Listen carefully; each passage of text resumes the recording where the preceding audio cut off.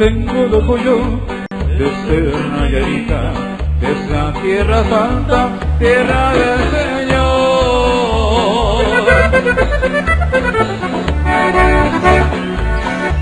Tus hombres son machos y no se les quita, arrancamos el alma por vida de Dios.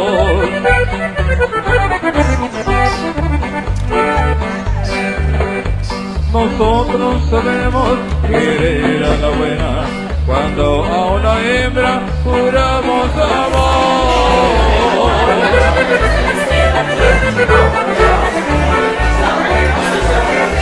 Ay, del que se meta, tiene su condena, tratamos el alma, palabra de honor.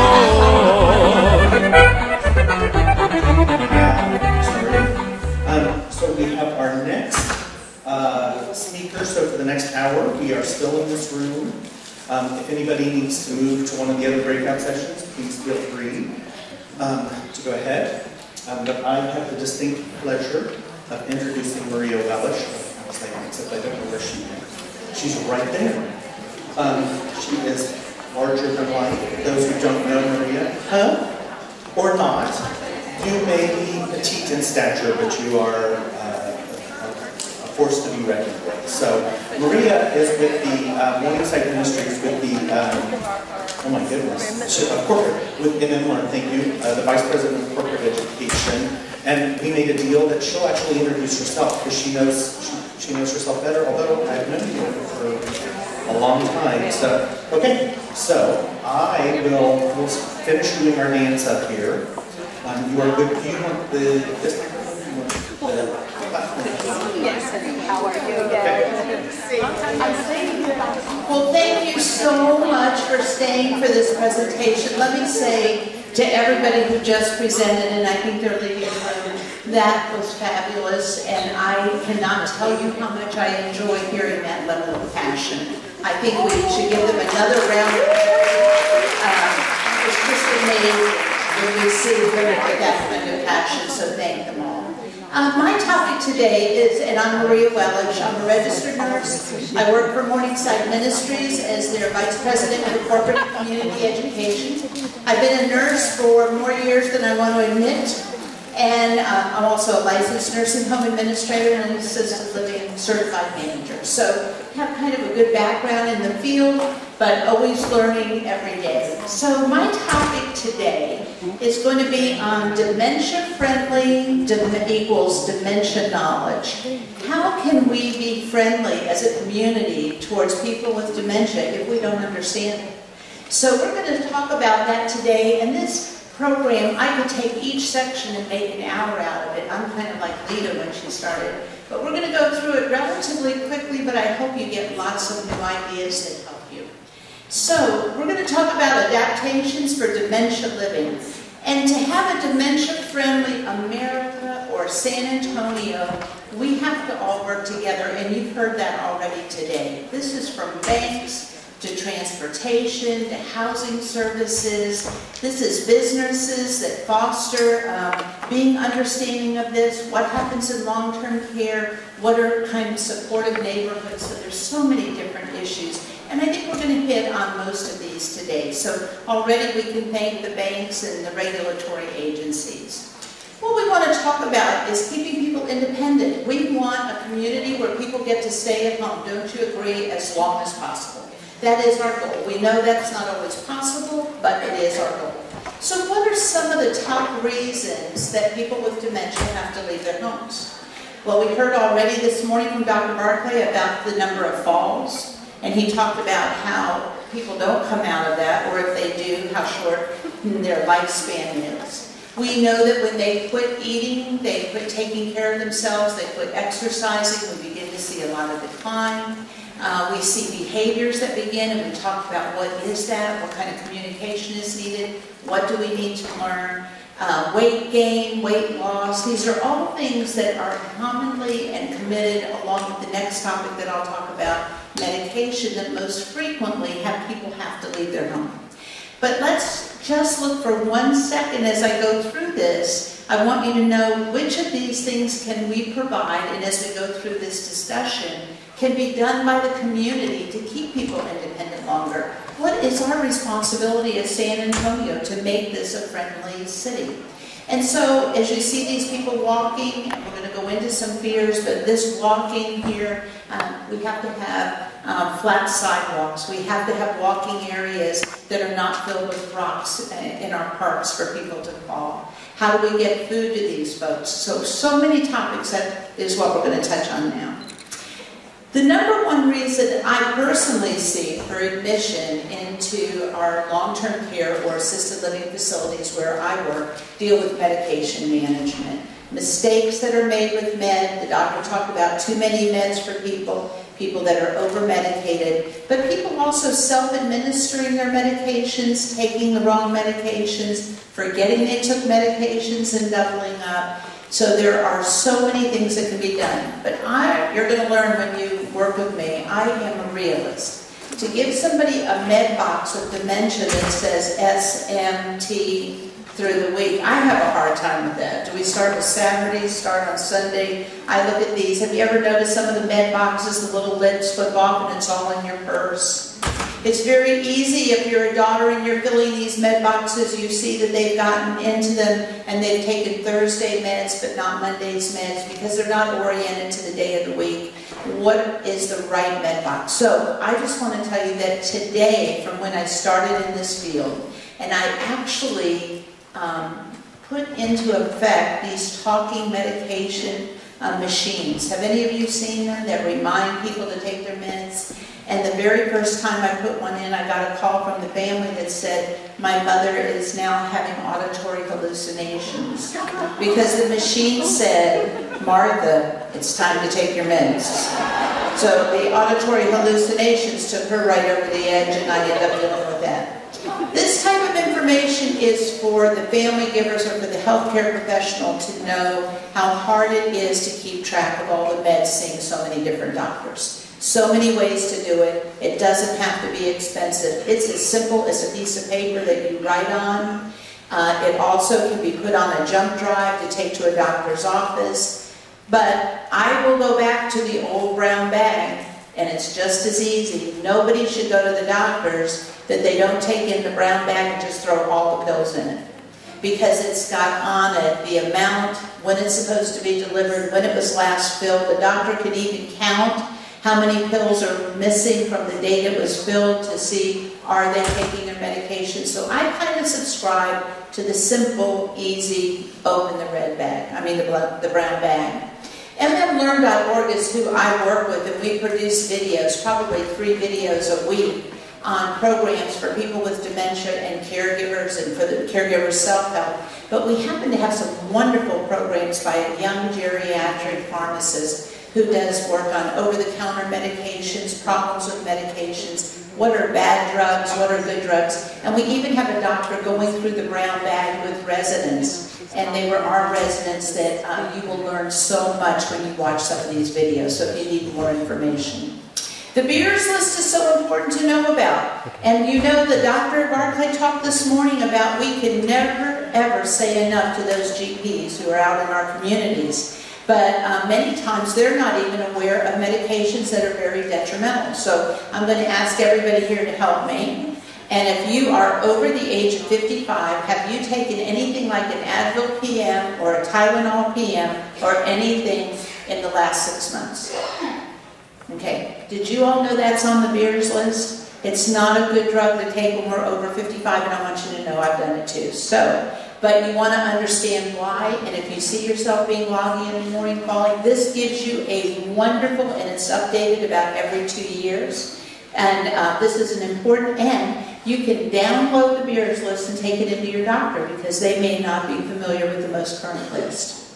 So let's talk now about living in a community, trying to stay independent, and dealing with what are the real issues. And the issues usually revolve around fears. And one of the biggest fears that I know for family members and even people that are aging up or have dementia is the fear of falling. And we know that fear of falling in and of itself causes falls. So it's one of the things we cannot ignore. And I love that we have representatives here today from senior centers and from daycare facilities and assisted livings. And we heard the dear doctor talk this morning about exercise. There are amazing programs. And these are evidence-based programs that show that we can reduce falls. But what are we doing in our community to reduce falls? Do we have steps and side rails? You know that you can hold on to the handrails. Have you ever noticed that if they're all the same color, and if you're starting to have the aging eye like I am, I'm tripping up and down stairs because I don't know where the risers are. I don't see the beginning and the edge. So we may need to color code our stairs and put a red strip as you step down. Have you ever noticed the difference in the widths on stairs? Think what we do when we do things now that we pass so much legislation for Americans with Disability Act and what we've done to make changes for people. Have we done the same thing, and are we looking to do the same thing for people with a different disability, that of focusing on dementia? So you know that falling is something that we could do a 6 weeks class on, but it is one of the #1 fears. What are some of the other fears? Well, the fears of falling, of course, are always, where did the doctor say that the most falls happen? In the bathroom. Why is that? Well, I want you to think about people having shower curtains in a bathroom. And if you have a shower curtain and you start to feel unsteady and you push against the shower curtain, what are you going to do? You're going to fall. Oh yeah, you betcha. And it's going to be a hard fall if you're trying to break the fall with that.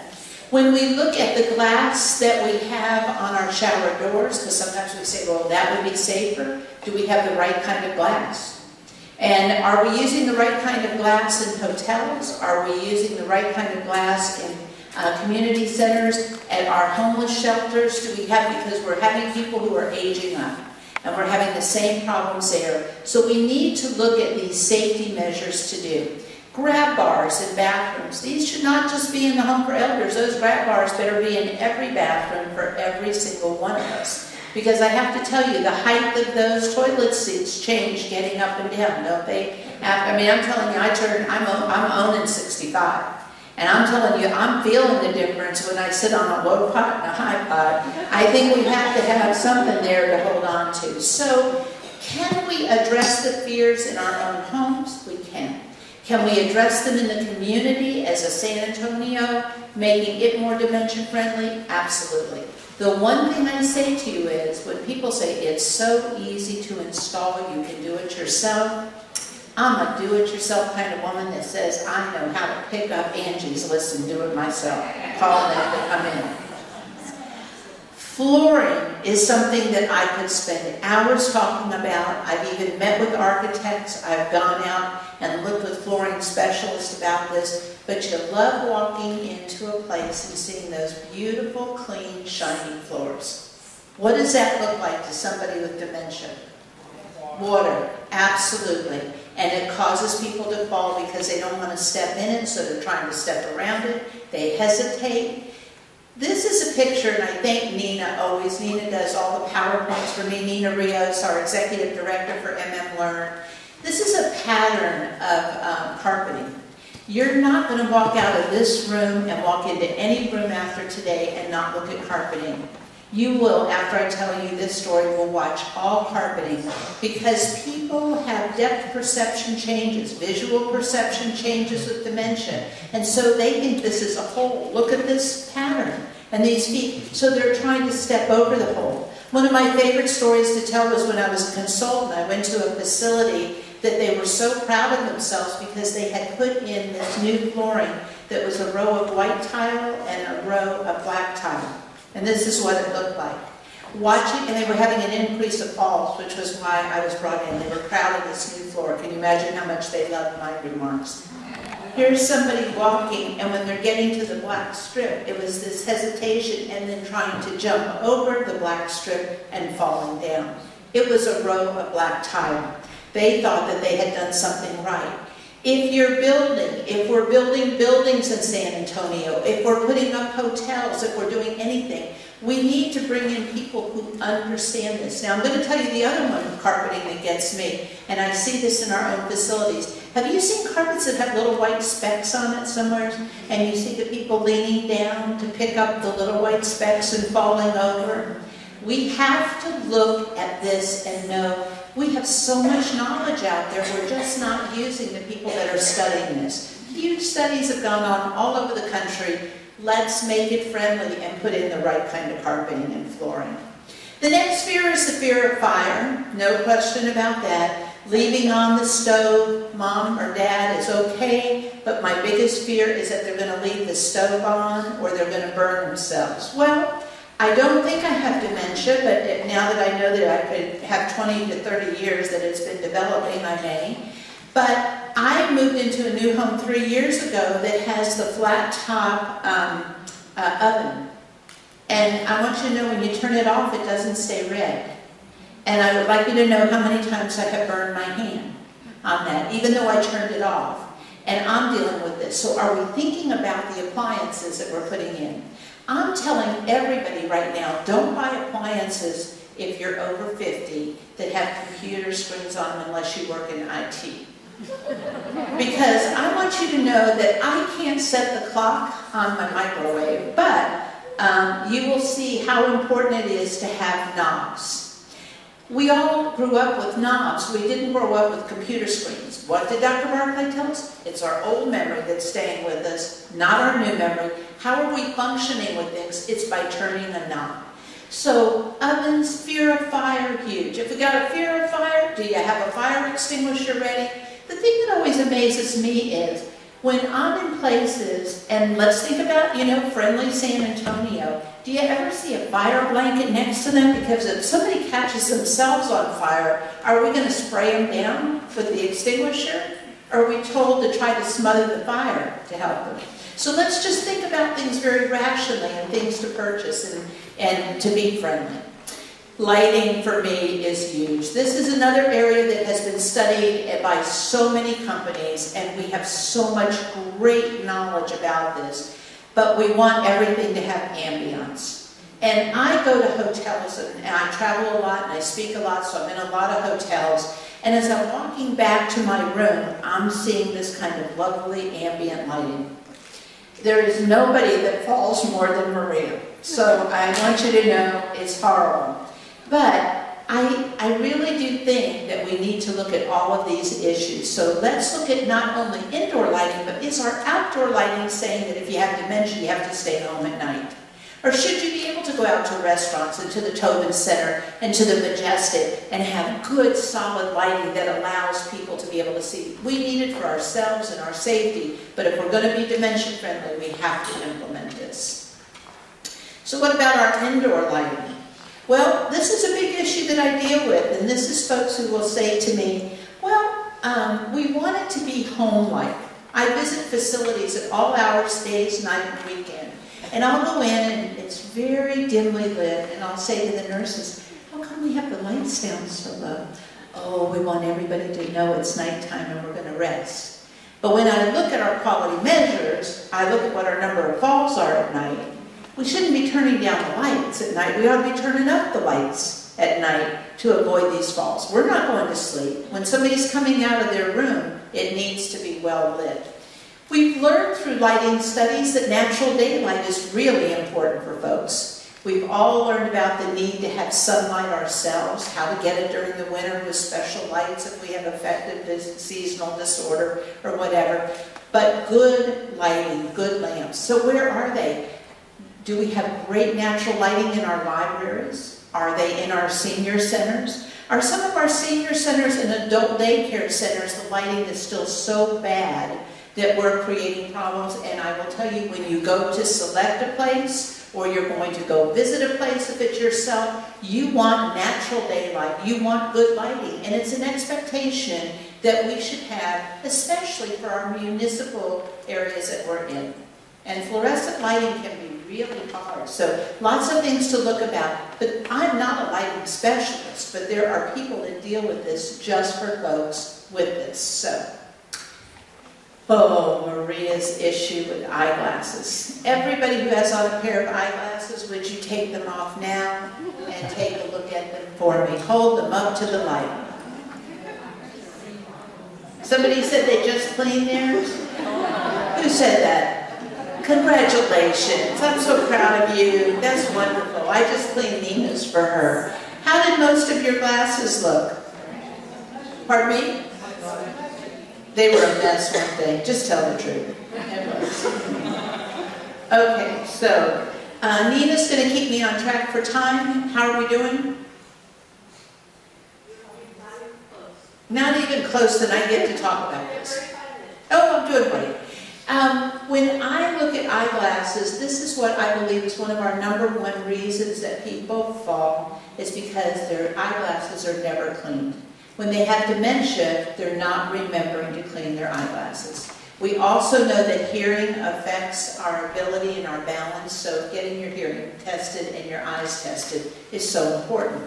Now, I probably have been harangued a little bit because I go back and forth about knowing and having early staging of dementia, that you want to be aware as early as possible that you have it. Gosh, you know, isn't that fearful just to know that right now you could know that you have dementia and how soon, and we all have these fears. But the longer I work in the field, the more important that I think it is, so that we kind of get people pressured into getting those advanced directives, getting their eyes tested as early as possible while they can still work with the optometrist or ophthalmologist. I'm having a problem now, just starting to wear glasses all the time, and I always feel a bit embarrassed when we talk about, you know, the embarrassment of what you share with your doctor, but when they say, which is better, A or B? Could you do it again? B. No, let me do that one more time, A. I always feel like I probably just frustrate optometrists to death. But can you imagine what it must be like for somebody with dementia to try to have an eye test? Come on, impossible, really. We know that there are specialists who work with this, but this is really rough if you've had your own eye exam. The other thing is getting used to anything in or around your ear, any new apparatus. You know how difficult that is. Very hard to do with people later. So do we want to start doing these things early? We should be doing them anyway. But these are just some things that come up that I wanted to talk with you about. So let's talk about adaptations. I love being part of change. And I love, as we build new facilities, to see how we're constantly improving and making the facilities that we have better for seniors. Whether it be a home that a senior is moving into for a single level, whether it's a facility like an assisted living or a long-term stay. I get excited about new construction. Well, what I learned was the same thing with my oven comes through for a thermostat. And you walk into people's homes, and anybody here from CPS? But they want to put in these new monitors for you. I got one in my home, and it saves you energy, and you know that you can program and you can do everything else. The only thing I want to do is turn it down because I still have hot flashes. 65 and I'm still flashing. I just want to turn it down, and I want to turn it down fast. And I worked with a facility as a consultant that put in all these new type of thermostats. And would you like to know what they took out of every single one of their 120 rooms? Those thermostats. They had to go back to the dial. The average age of people who are moving into independent living, even though they promote it for 55 and older, and I'm not saying there aren't 55-year-old people that don't move in and they're not very active, they are. But many of the facilities that are independent living, that are affiliated with CCRCs, have 80 and above as an average age of living in. They were not the people who are natives to computerized technology like this. So, great things to remember. We're trying to make it friendly and easy, and shouldn't we be doing that in every aspect of where people live and when they're controlling their own lives? So, I'm going to tell you a couple of personal stories. You know, staying in touch with people, we know that that's imperative. And we know that we have to have phones that are easy to use. So what do? We get our parents an iPhone for Christmas. Well, I still have somebody working with my iPhone. I still make probably an every other month trip to AT&T to explain this to me, please, or Nina, help me. But my own mother had dementia, and my mother lived in an assisted living facility north of Boston. And I love telling two stories, so since I have a little bit of time, can I tell the stories? One of my favorite stories was that my children were young, and I lived in San Antonio. My sister and my mother were up in the Northeast. So instead of giving my children chores every day to feed the dog and take out the garbage, which they would never do, their chore was to write their grandmother a fax, and to just handwrite a fax. And the job was, one of them had to tell her good morning and what day it was. You know, like, good morning, Oma, it's Wednesday and I'm going to school. Good morning, Oma, it's Saturday. I don't have to go to school, I'm going to soccer. But it was late. And the other one was to send one in the evening. So my mother got 2 faxes a day. My mother could still read. And they were the faxes, do you remember, that all rolled up on themselves and you couldn't read them after 4 days? They kind of faded. I don't know what they call those, but I went to visit my mother and she treasured these faxes, treasured this communication. But she always said to me, explain to me how that paper gets through the wire. Tell me how the paper, and I'm still trying to figure out, how does that paper get through the wire? How does that work? Eventually, the faxes didn't work any longer. Eventually, my mother had a great deal of trouble with her vision and reading, but she wanted to stay in touch with us. And we're talking about adaptations here, things that work for people. I happen to believe that that telephone is so important, that voice, that relationship is everything. But what we got was one of these phones, and I think they're now priced at about $69, and you can get them on sale, that you can put the picture of who you would call. And we made the mistake with the first set of pictures is we put our current pictures of how old we were at the time. When we changed the pictures to the pictures of us when we were children, my mother was able to call all of us anytime.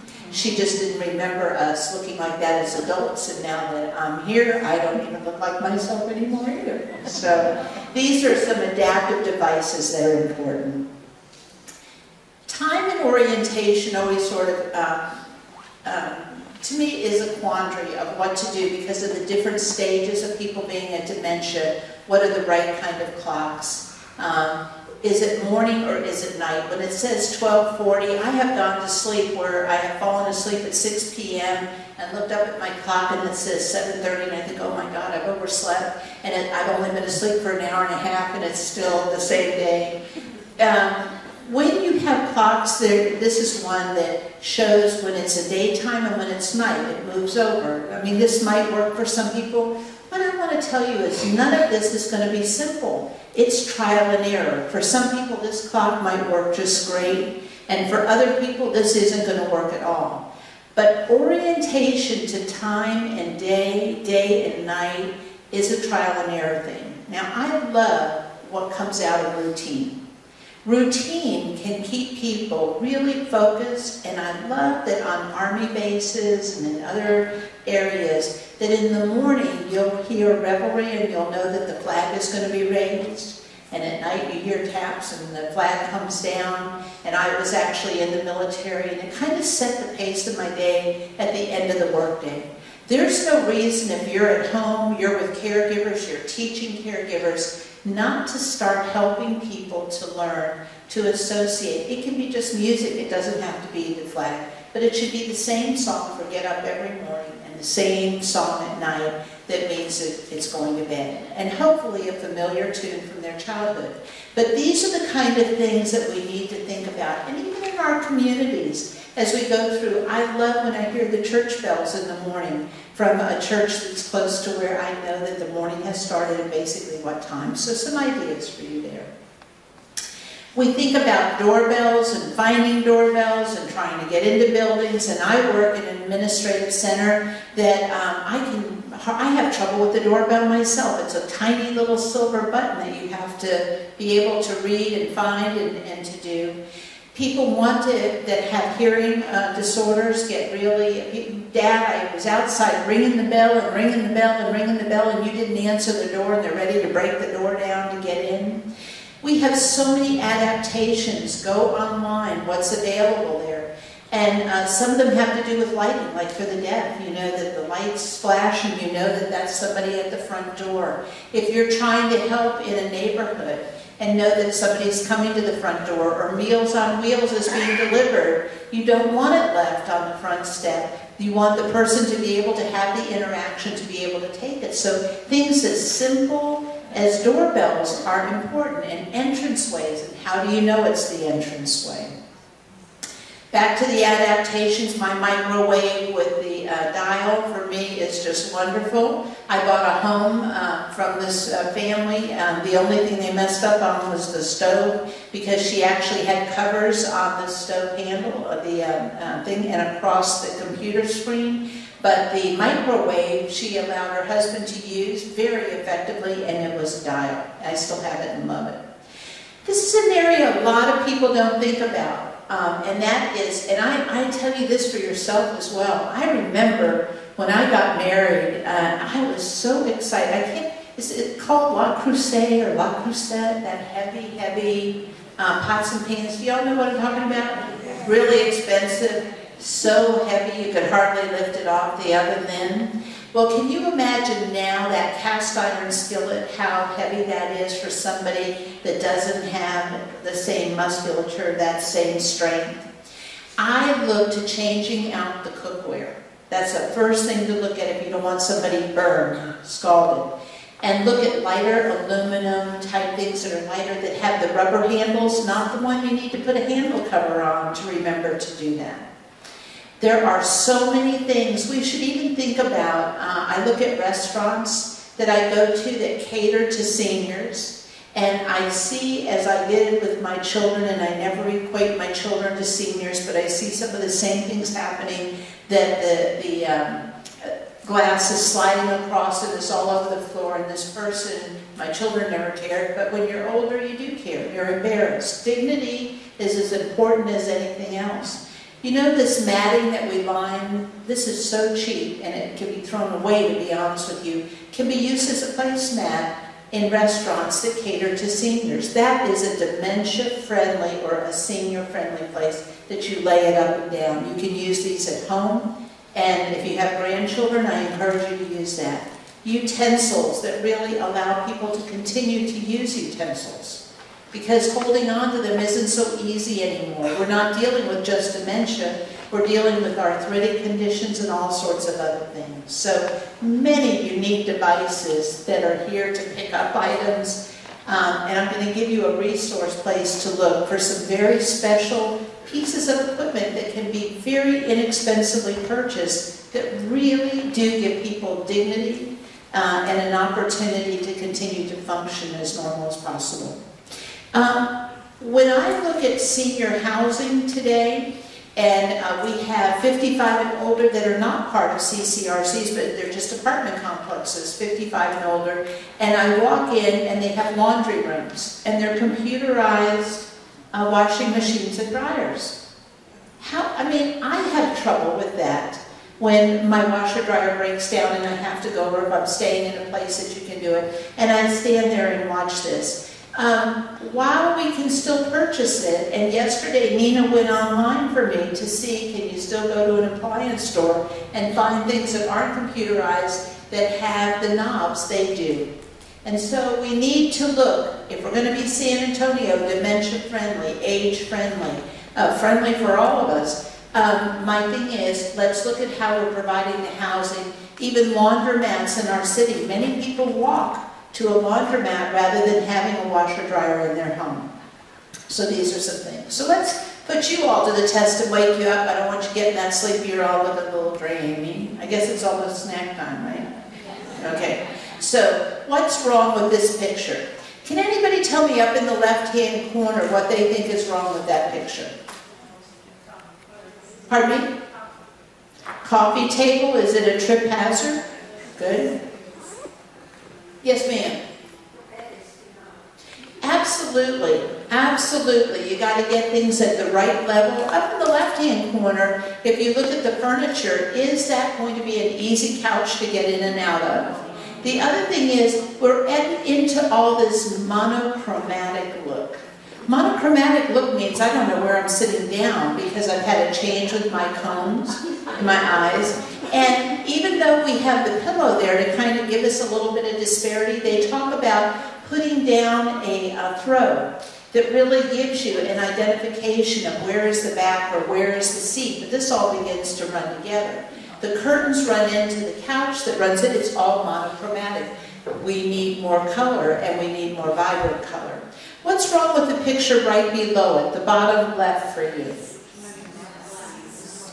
All the mirrors. Why aren't mirrors good? Pardon me? Very disorganized. And let's put up more than one. Let's really scare ourselves to death. You saw the little kitty cat looking at the lion. This is an issue that I deal with all the time with calls. If somebody is seeing somebody in their room and all we have to do is cover the mirror and they quit seeing somebody in their room, they're seeing themselves. And they sure didn't remember that they looked like that. And every morning when I look in the mirror, I didn't remember I looked like that. So that's not a surprise.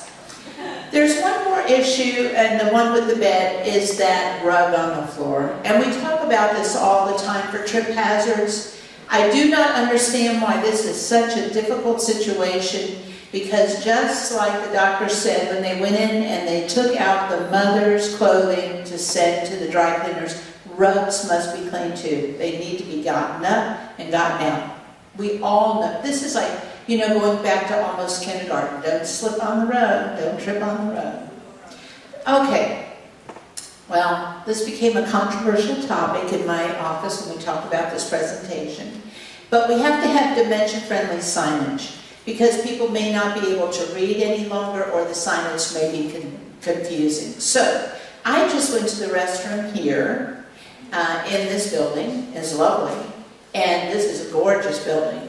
And I heard not one, but two people, because I went more than once, that said, how do you flush this toilet?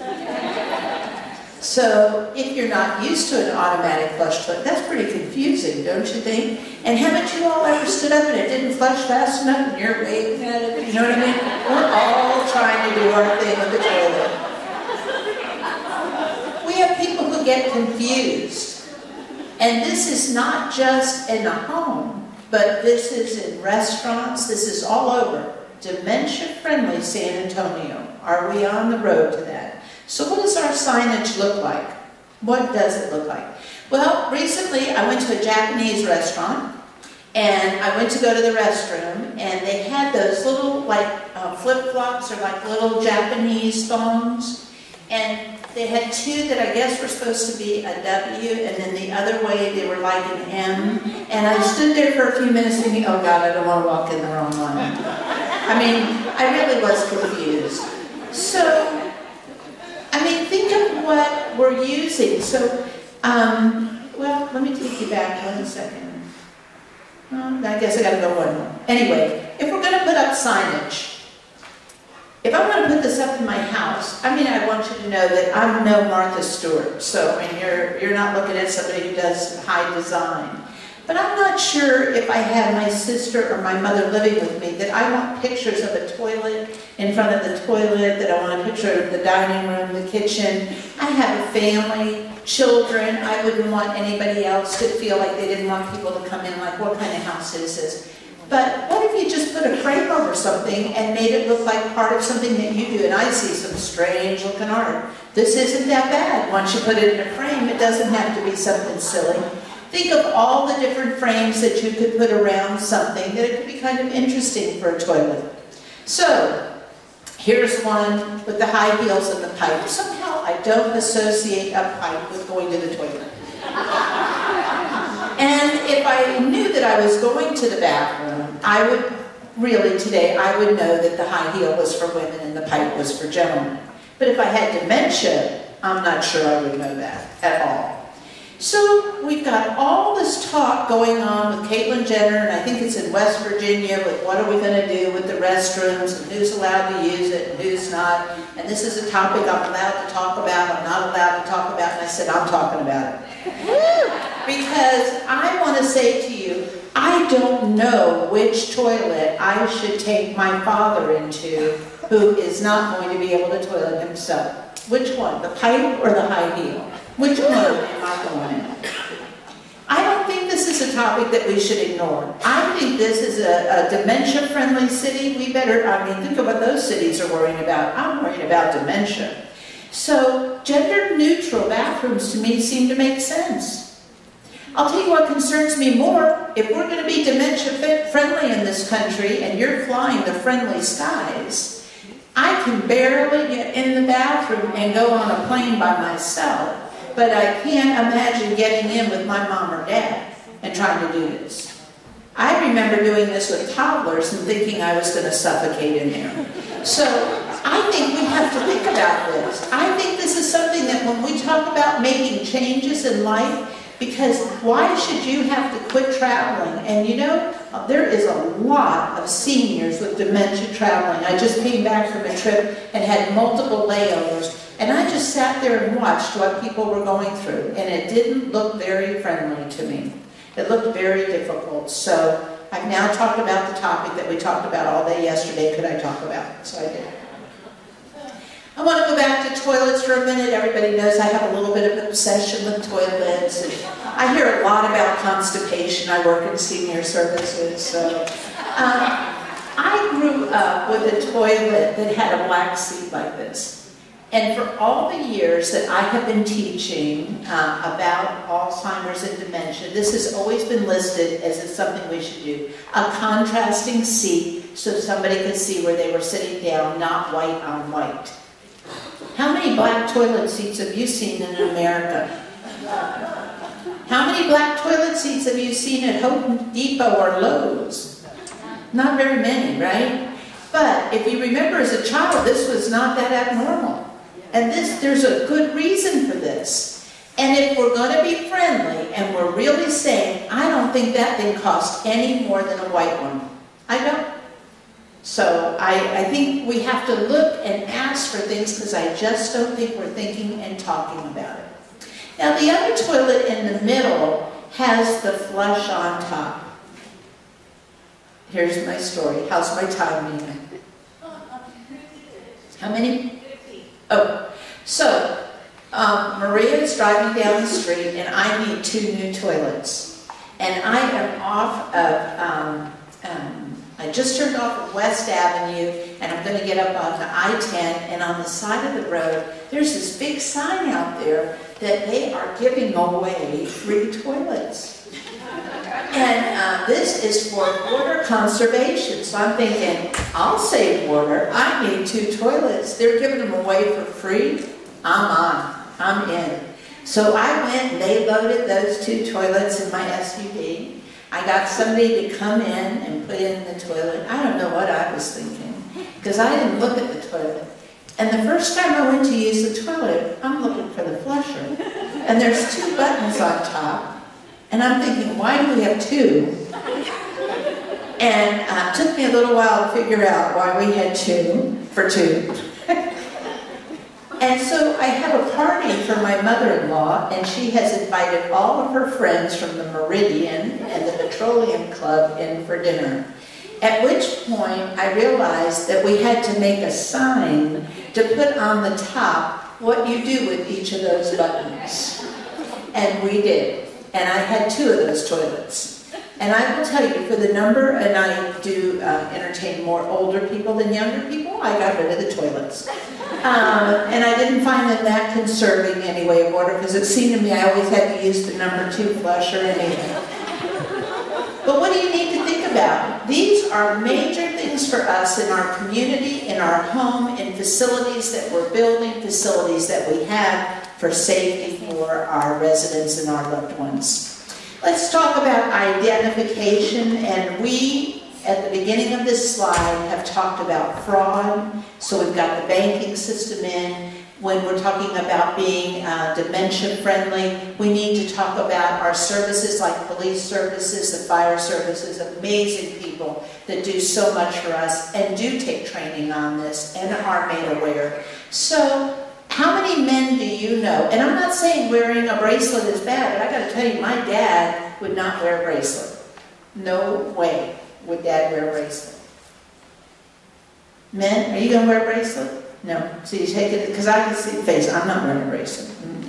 So I have a daughter who ran marathons, and she wasn't wearing a bracelet either. I wanted her, she said that was just one more clumsy thing to have hanging off of her.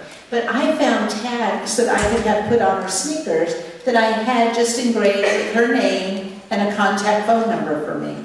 She was out training at all hours to run this marathon. I had such a fear of something happening to her, and she was a little asthmatic. So I had this put onto her shoes as a way. Now, you wear shoes every day, and you probably wear sneakers before you would wear a bracelet. There are so many identification things today. There's not a reason when we get the diagnosis, because we don't know the day that's going to happen. This is why early diagnosis may be really good.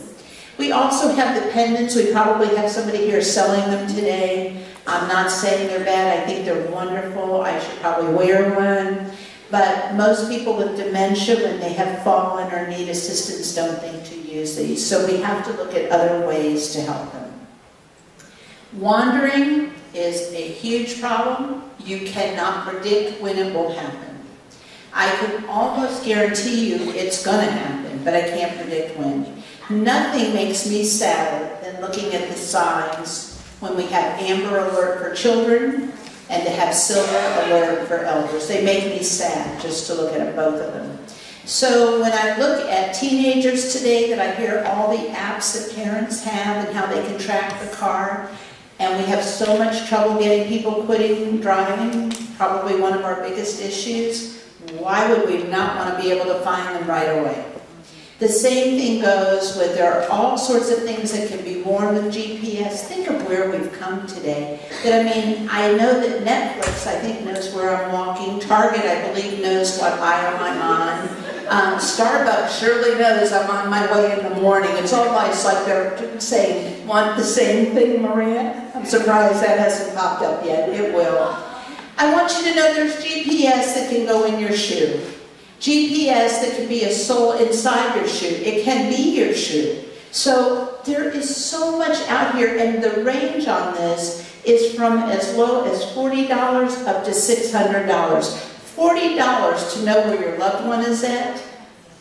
My daughter just got a new puppy, and she got one to go on a collar so she'll know if her dog gets away and where it is. Please. Why would we not do this for a loved one? So go online. I'm going to give you some resources. You can even go on Amazon and look. There's so much to learn about this. Moving on, GPS is, I'm not making any sales for anybody, but was an app that we found yesterday. This is the hardest thing that I've dealt with in any aspect of dealing with dementia, is the driving. Has anybody dealt with anything tougher than that one? I think this is by far, in the earlier stage, the hardest thing is giving up that independence. So until we can get that taken care of, I think we have to have these solutions ready for us. This is very interesting to me because we see so many things happening and changing. So Dementia Friendly San Antonio, doesn't that sound wonderful? Dementia Friendly America.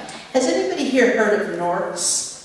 Naturally occurring retirement communities? Yes, happening around the country, done very well in Boston. But this is where people are together, living in close proximity, that are helping each other out.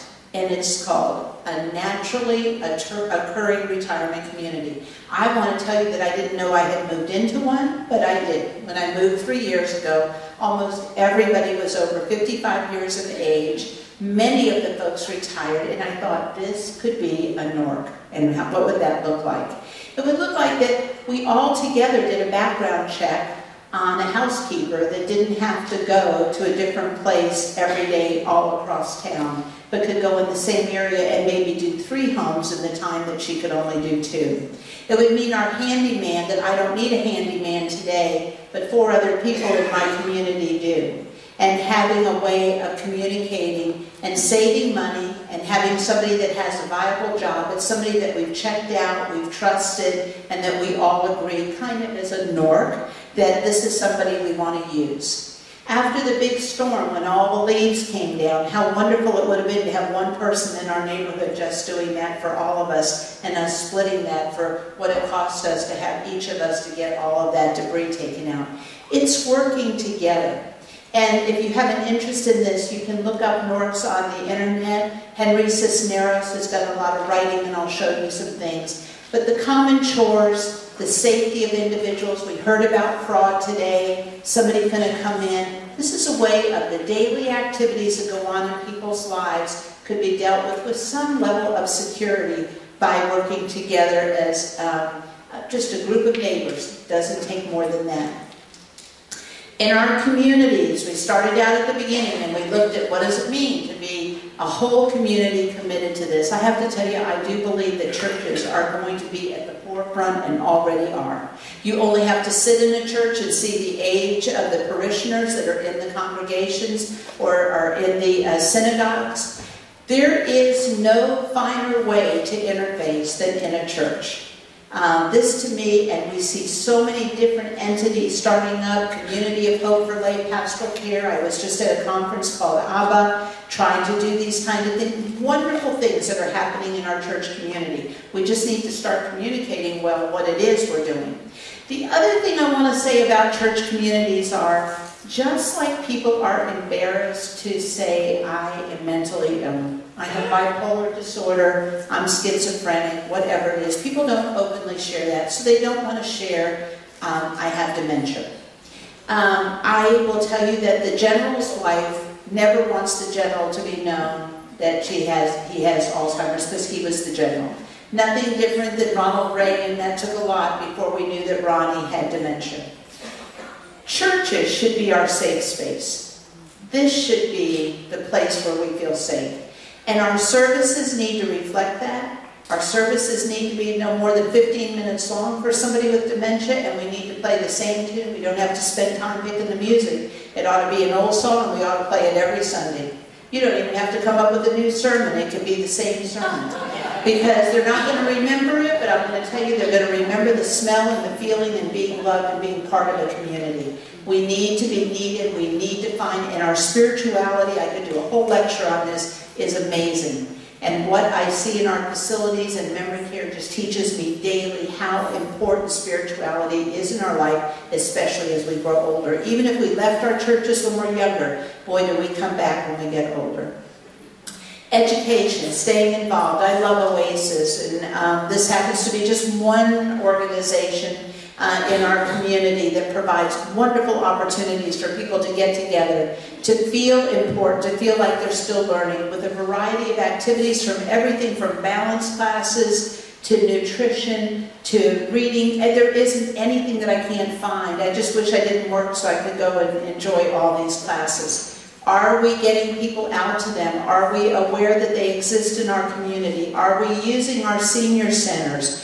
They are there for way more than adult daycare sitting. They are there to be interactive. And even if it is bingo, and I hate bingo, but even if it is bingo, that's fine, because on top of it, they usually have exercise equipment, wonderful movies, discussion groups, things that are going on that make people feel they are still part of our dementia-friendly city. I will say, as we get close to the finish here, that we're looking at family time and spending time with your family. I love that Lita came today and talked about the Hispanic families of San Antonio and the world.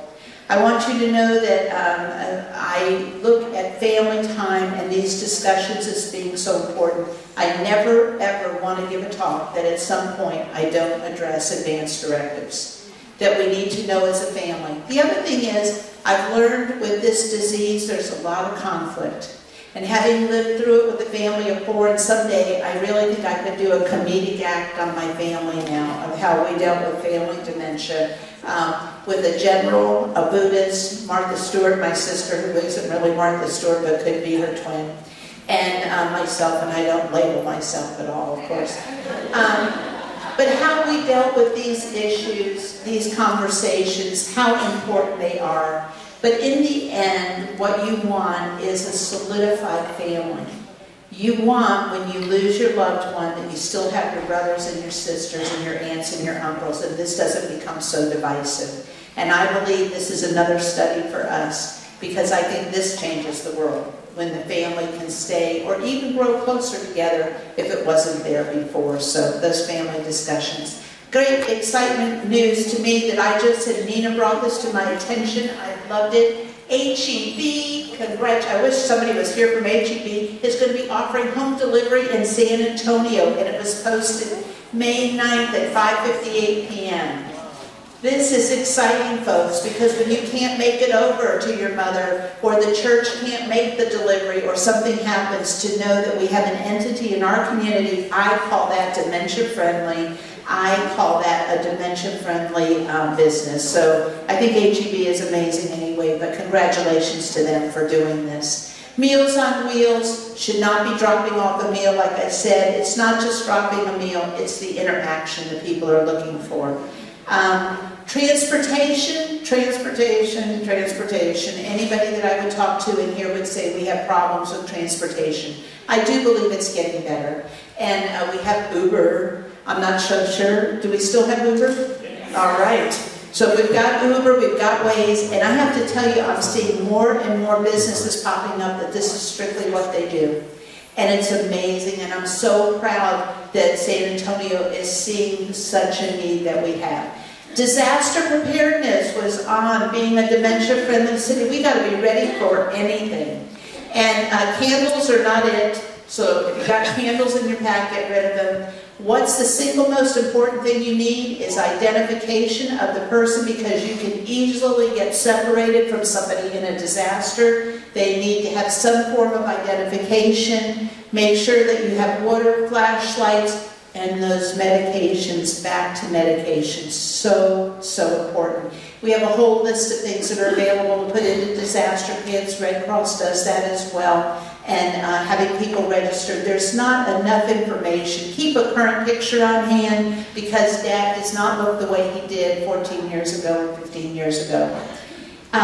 The book by Henry Cisneros gives all sorts of information on household and city things that can be done. I encourage you to read it. I encourage you also to know that it's wonderful to hear what is available by the Alzheimer's organization, by all these different entities to help us. But, you know, being able to be independent always doesn't work. And sometimes you may have to resort to assisted living or skilled nursing. How to pick them. And I loved one thing that Dr. Barclay said this morning, and it was smile. How do people communicate? And boy, when you walk in, you can walk in looking for chandeliers, you can go in and look for a lot of things. I look at one thing and one thing only, faces. I want to see the faces on the residents, and I want to see the faces on the employees, equally as important. These are some of the sites that we found. We cannot say enough about the Alzheimer's Association. Unforgettable.org is great. Another one I'd like to tell you about is called the Ability Superstore online. Some of the items came from here. And mmLearn.org offers 300 free videos online about any topic you can imagine. Speakers from our community all over the United States on dementia and any type of caregiving that you could possibly be involved with. At the back of the room, free. We're not charging for anything. I have some DVDs in case you don't, because all of this is on the internet free, but in case you don't have internet, today we're giving away Jason Schillerstrom, the School of Medicine and Psychiatry. He's talking on determining mental capacity. Families coping with dementia, and activities 1 and 2 for people with dementia, inexpensive things that are gender and age appropriate for people. I hope this has just given us a view of who we are, what we're doing, and by the end of this, I hope we're more friendly. So thank you for being a great audience.